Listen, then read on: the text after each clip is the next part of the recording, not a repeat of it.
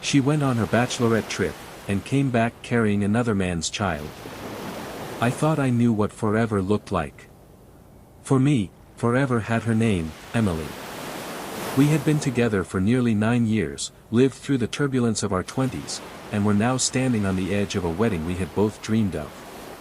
Our date was set, August 17th, a late summer ceremony in a small white church just outside of Boston, followed by a reception at a lakeside lodge.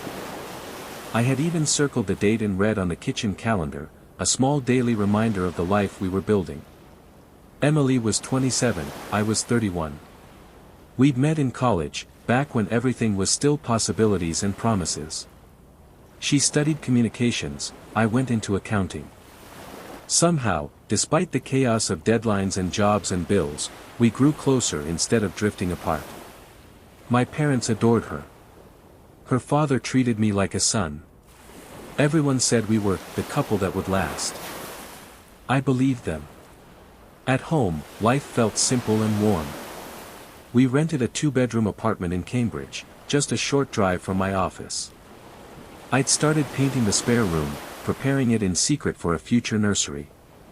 Emily laughed when she caught me rolling the walls in a soft gray color. "You're jumping the gun, Mike," she said, her voice playful, but her eyes softened as she watched me. "Let's get through the wedding first." But I couldn't help it. I imagined us with kids, a dog in the yard, Sunday mornings with pancakes and messy hair. Everything we'd sacrificed, the late night studying, the years scraping by on entry-level salaries, the arguments that always ended in reconciliation, it all felt worth it because we had made it here. The only storm cloud on the horizon was the upcoming bachelorette trip. Emily's bridesmaids had been planning it for months, for days in Miami, from June 3rd to June 6th. Sun, beaches, cocktails, rooftop bars, the whole cliché. I teased her about it, asking if they'd ordered matching shirts that said Bride Tribe. She grinned and said, "Of course. You don't survive a bachelorette weekend without them."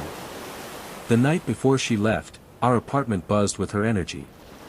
She tossed bikinis and dresses across the bed, debating which heels matched which outfits.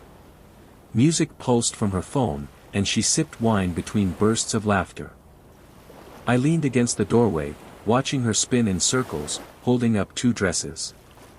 "This one for Friday, or this one?" she asked, twirling the second, a short white sundress. "Whichever one won't get ruined by tequila shots," I said.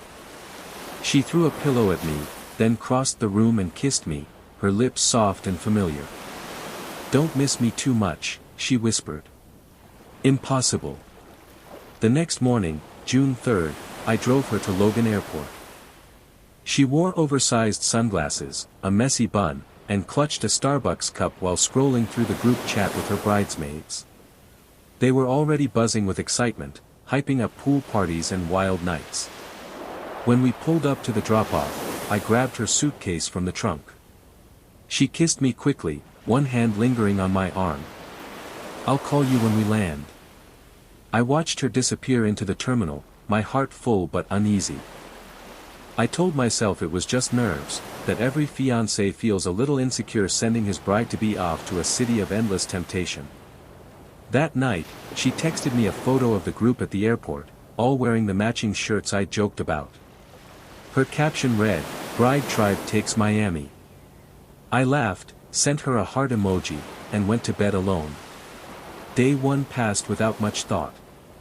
She texted me when they landed, "Made it. Already sweating LOL." Then a few hours later, pool day. Margaritas. "Wish you were here." She attached a picture of her legs stretched out on a lounge chair, drink beside her. But when I called that night, the call went straight to voicemail. I brushed it off. She was probably out with her friends. Day 2, the texts were shorter. "Heading out. Love you." Then silence until nearly 3 in the morning, when she wrote, "Sorry, long night. Talk tomorrow." By the 3rd day, the silence began to feel heavy. I tried not to check my phone every 5 minutes, but my chest tightened with every hour that passed without a word. Finally, Around 11 p.m., she texted, "Last night here. Miss you." Just 4 words. On June 6th, I stood waiting at the airport arrivals. When Emily finally came through the doors, her smile looked off. She hugged me, but her arms felt stiff. Her eyes darted, as though searching for something behind me. She smelled faintly of perfume, but not the one she usually wore. "Flight okay?" I asked. "Yeah, just tired." She gave me a quick smile, then grabbed her suitcase. "Let's go home." For the next few days, she was quieter than usual. She left her suitcase half unpacked for nearly a week. She started going to bed early, turning her back to me, falling asleep before we had a chance to talk. She said it was just exhaustion from the trip. But small things began to shift. Her phone, once left casually on the counter, was now always face down. She kept it with her, even taking it into the bathroom. She started using a new calendar app I'd never seen before. One night, while she showered, her phone buzzed on the nightstand. A message flashed briefly on the screen before disappearing into the lock screen. "Had fun that night. When do I see you again?" I froze. My stomach dropped, my hands shaking as I reached for the phone. But the message was gone. By the time I held it in my hand, the screen was black. Locked. When Emily stepped out of the shower, damp hair clinging to her shoulders, she looked at me with such calm normalcy that I swallowed my questions. I told myself it had to be a friend, some inside joke. I told myself I needed proof. The proof came a week later. June 14th, a Thursday night. I was taking out the bathroom trash when I saw it, a small white wrapper buried under tissues. I pulled it out, heart hammering. A pregnancy test wrapper. The test itself was gone. I stood there, staring at it, my mind unraveling. Emily wasn't supposed to be late. She tracked her cycle obsessively, marked it on our shared calendar. I remembered because she'd circled dates when we were supposed to avoid intimacy, laughing that she didn't want to risk walking down the aisle with a bump.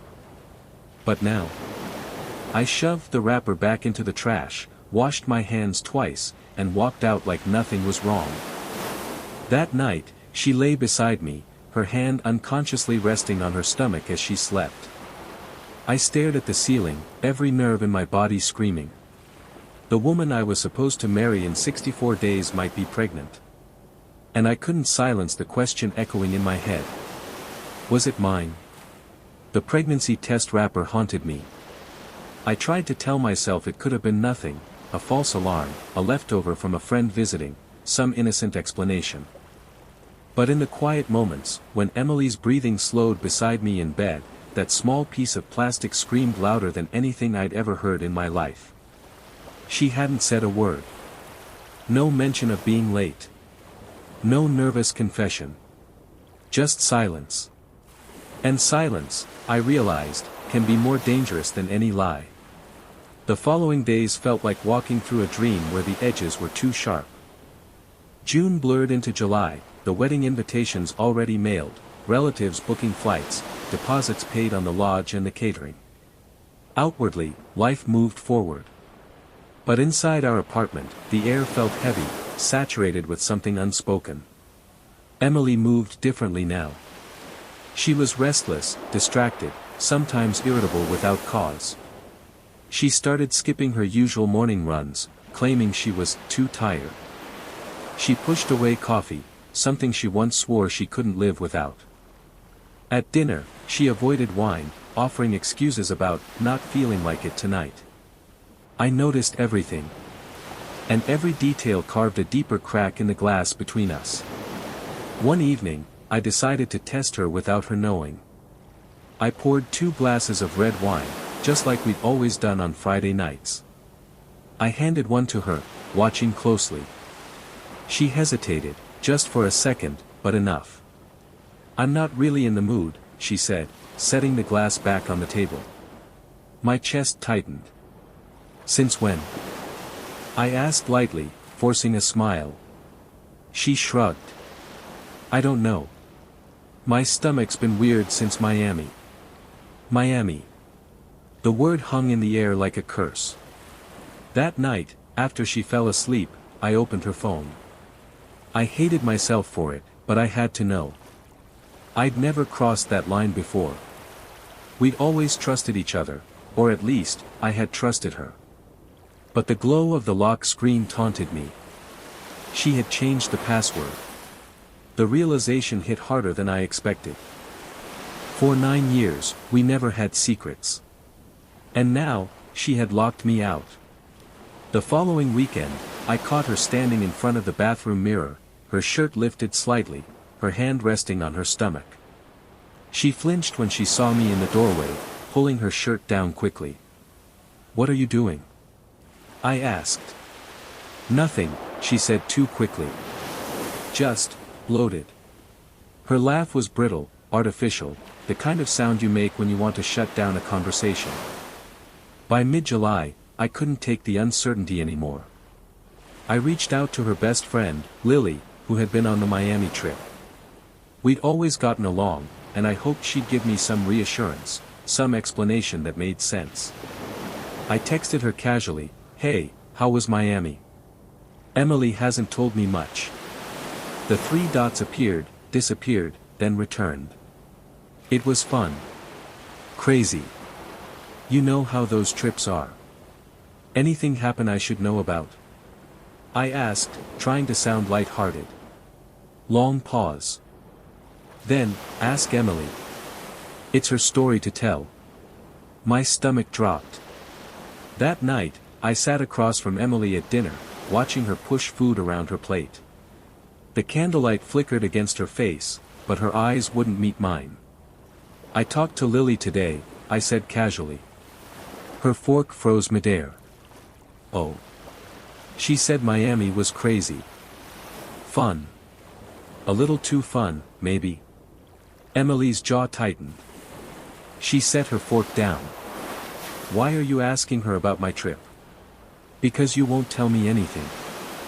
My voice was calm, but inside, my heart hammered. "You come back, you're different. You won't talk to me, you won't drink with me, I stopped myself before saying the word pregnant. "What's going on, Em?" She stared at me, her eyes hard. "You're imagining things." But I wasn't. A week later, the truth began to unravel in the smallest of ways.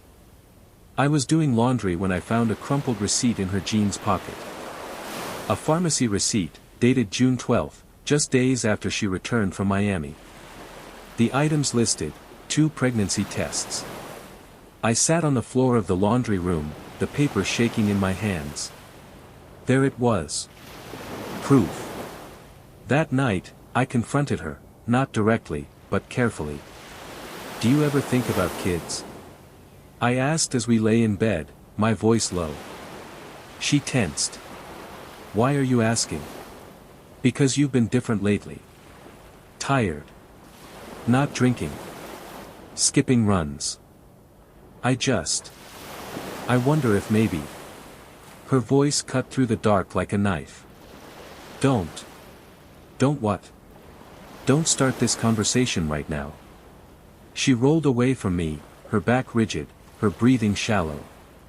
I lay awake until dawn, staring at the ceiling, the receipt burning a hole in my nightstand drawer. By the end of July, I couldn't take it anymore. I had to know. I started watching her more closely, noting every time she left the apartment, every unexplained errand. One evening, she said she was meeting her mother for dinner. Something in her voice made me suspicious. I followed her. I told myself I wasn't stalking her, just confirming. But as I trailed her car through the city streets, my palms sweaty on the steering wheel, I knew I was crossing a line I never thought I'd approach. She didn't go to her mother's. She pulled into the parking lot of a small cafe on the other side of town. I parked across the street, my heart thundering. Through the window, I saw her sit down at a corner table. A man joined her. Tall, dark-haired, maybe early 30s. They didn't hug, but the familiarity between them was undeniable. She leaned in close, spoke quickly, her hands moving as if pleading. He nodded, resting a hand briefly on hers. The sight nearly destroyed me. I stayed long enough to watch them leave separately, but the damage was done. My fiancée, the woman I was supposed to marry in just 3 weeks, was meeting another man in secret. That night, when she came home, she smelled of rain and coffee. She slipped into bed beside me, curling against my shoulder as if nothing was wrong. My body stiffened, but I forced myself to stay still, my mind screaming in silence. I couldn't confront her yet. Not without undeniable proof. Not without hearing it from her lips. The days crawled toward August, each one heavier than the last. My parents called constantly, asking about wedding details. Her family texted about the seating chart. Everyone around us believed in the illusion we had built. But in the quiet of our apartment, I knew the truth was coming for me like a storm on the horizon. And on the morning of August 2nd, I found the final clue I couldn't ignore. I opened the bathroom cabinet, searching for aspirin. Tucked behind a box of bandages, I found a folded slip of paper. My hands shook as I unfolded it. It was an appointment card. Dr. Karen Willis.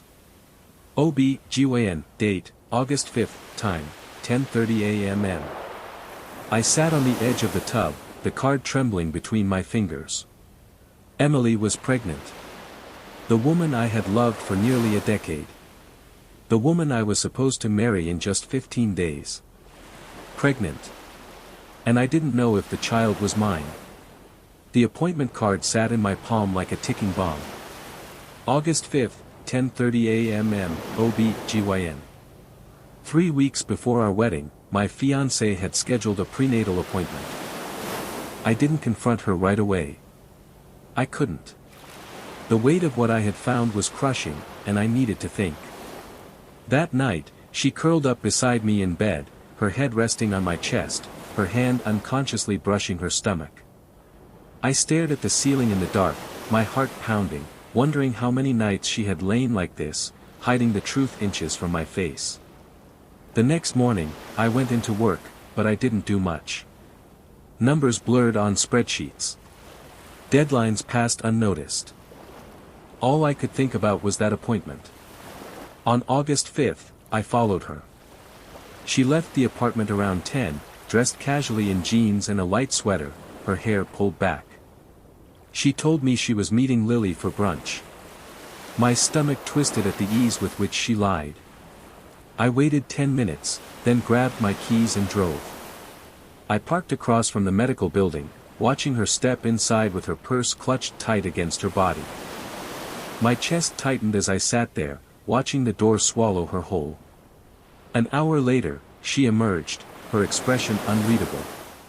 She walked to her car with slow, deliberate steps, like each one carried a burden I wasn't allowed to share. That night, I couldn't hold it in any longer. I said as she brushed her teeth, the words echoing in the small bathroom. When were you going to tell me? She froze, toothbrush in hand. Foam clung to her lips as she met my eyes in the mirror. Tell you what? That you're pregnant. Her face drained of color. She spit into the sink, rinsed, and turned slowly. What are you talking about? I reached into my pocket and pulled out the appointment card, setting it on the counter between us. Her hand trembled as she picked it up. For a long moment, the only sound was the drip of the faucet. Finally, she whispered, "How did you find this? Does it matter?" My voice cracked despite my effort to stay calm.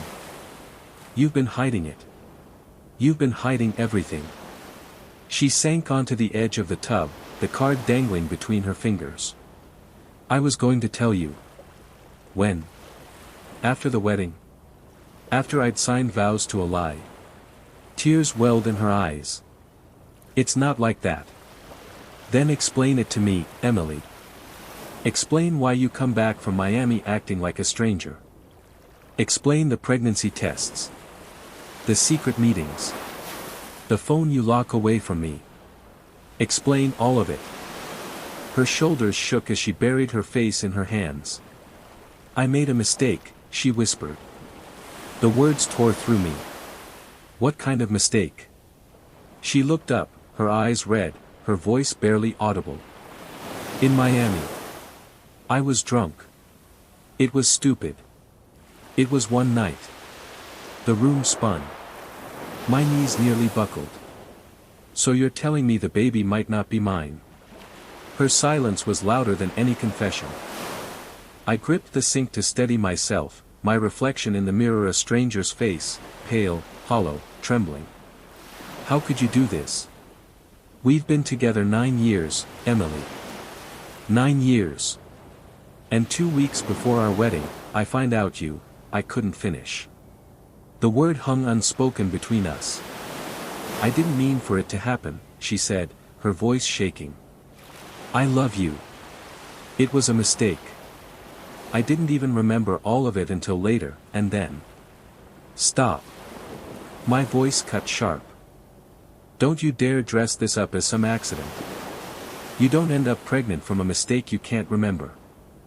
Her tears spilled over, her hands twisting in her lap. I was scared. I didn't know what to do.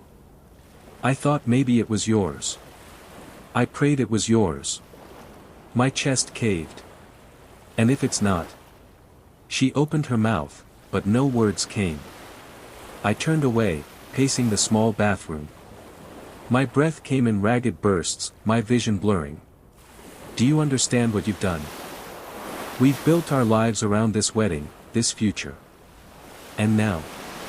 You've destroyed it all. I haven't, she cried, standing suddenly, reaching for me. We can still fix this. We can do a paternity test, we can. I recoiled from her touch as if her fingers burned.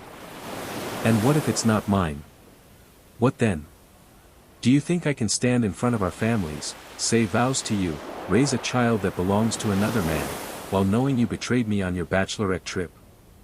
Her sobs filled the room, raw and desperate. Please, Mike. Please don't throw this away. I love you. I made one mistake. One. Don't let it ruin everything. But everything was already ruined. I walked out, leaving her crumpled on the bathroom floor, the appointment card lying forgotten between us.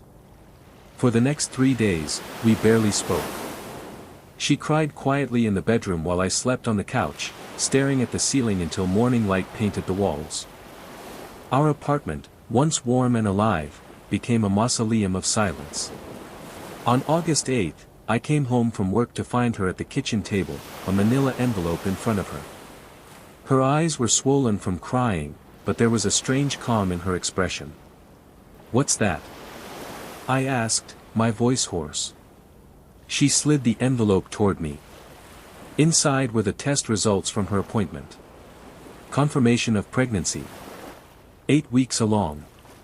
Estimated date of conception, June 4th. The second night of her Miami trip. I dropped the papers onto the table as if they burned me. She reached across, her hand trembling. We can do a DNA test after. We don't have to decide anything now. Please, Mike, just marry me. We'll figure it out. I stared at her, the woman I had loved for nearly a decade, the woman I thought I'd grow old with. And for the first time, I saw her not as my Emily, but as a stranger who had torn my world apart. Marry you? My laugh was bitter, hollow. You want me to stand in front of God and everyone we love, and promise forever, when you don't even know whose child you're carrying? Her lips trembled. I'm begging you. But I couldn't answer. Because in that moment, I realized the wedding wasn't the only thing collapsing. It was us. The envelope sat on the kitchen table for 3 days, untouched, like a tombstone marking the death of our relationship. Every time I walked past it, my stomach twisted. 8 weeks. June 4th. The second night of her Miami trip. I didn't need a DNA test to know the truth. My gut had known it since the moment I found that pregnancy test wrapper in the trash. The evidence wasn't in the paperwork, it was in her eyes, the way she couldn't meet mine anymore. On August 11th, 6 days before the wedding, I called it off. I didn't shout. I didn't throw plates or smash glasses. I just stood in the living room while Emily sat on the couch, her face pale and swollen from crying. My hands shook as I spoke. I can't marry you, Emily. Her lips parted, but no sound came. Her whole body seemed to fold in on itself. Mike, please. You broke us, I said softly. You broke everything. And I can't build a life on the ashes of this. Tears streamed down her cheeks. We can fix it. We can start over. Please, don't leave me. I shook my head, my voice hollow. You already left me. The second you let someone else touch you, you left. The silence after those words was unbearable. I grabbed my keys, walked out, and didn't look back. For a week, I lived with my friend Daniel across town. He gave me space, never pressed for details, just left beer in the fridge and a blanket on the couch. Word spread quickly, calls from my parents, texts from her bridesmaids, questions from relatives flying in for a wedding that no longer existed. I ignored most of them. The worst was Emily's father. He called me on August 13th, his voice heavy with confusion. Mike, what happened? Why is Emily telling us the wedding's off? I couldn't lie. I told him the truth. The silence on the other end of the line was longer than I expected. Finally, he whispered, Jesus Christ. I'm sorry, I said. You don't owe me an apology, he replied, his voice breaking. You deserved better than this. The days blurred together after that. August 17th came and went, the date we were supposed to stand at the altar. Instead, I spent the evening on Daniel's porch, staring at the night sky, listening to the crickets. Somewhere across town, Emily sat alone in her dress closet, the lace gown she'd chosen hanging like a ghost. A week later, I returned to our apartment to collect my things. She was there, sitting on the bed with her hands folded over her stomach. She looked smaller somehow, like the weight of her choices had hollowed her out. Mike, she whispered when I walked in. I didn't answer. I packed quietly, folding shirts, stacking books, pulling my life into boxes. She watched me with red-rimmed eyes, her body trembling with the urge to speak. Finally, she said, I'm keeping the baby.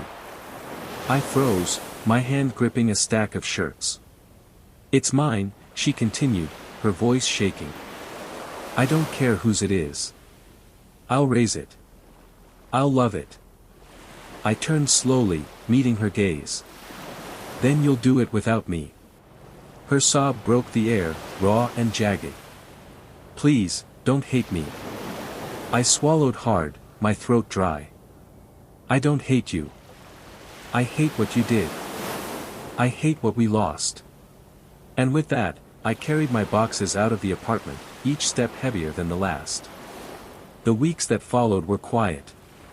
Friends offered sympathy. My mother begged me to move back home for a while. Work became both a distraction and a torment. I drowned myself in numbers, but every quiet moment brought her face back to me. Sometimes, late at night, I wondered if I'd made the right choice. Could I have forgiven her? Could we have salvaged something from the wreckage? But then I'd remember the envelope, the appointment card, the way she had begged me to marry her while carrying another man's child. Forgiveness might have been possible for many things. But not that. Months later, I heard through a mutual friend that she had moved back in with her parents. She was showing now, her belly a visible reminder of what had destroyed us. People whispered about her in town, speculating about the father, about the wedding that never was. I stayed silent. It wasn't my story to tell anymore. My story ended the moment she stepped onto that plane to Miami. I sometimes wonder what would have happened if I hadn't found the pregnancy test wrapper, if I hadn't seen the appointment card, if I'd walked blindly into that wedding day with hope in my heart and lies in my vows. Maybe ignorance would have been easier. But deep down, I know the truth always finds its way out. And though it shattered me, though it tore my life apart, I'd rather face the pain of betrayal than live a lifetime under a false promise. Now, when I pass the spare bedroom I once painted gray, I feel an ache in my chest. It's empty, silent, waiting. But I know someday, with someone who truly chooses me, it will be filled with laughter and the sound of tiny feet. Emily's child will grow up with questions I can't answer, carried by a mother who made one choice that ruined everything. As for me, I carry my own child too, one born not of flesh, but of grief. A scar I'll never completely lose. But scars, I've learned, are proof that we survived.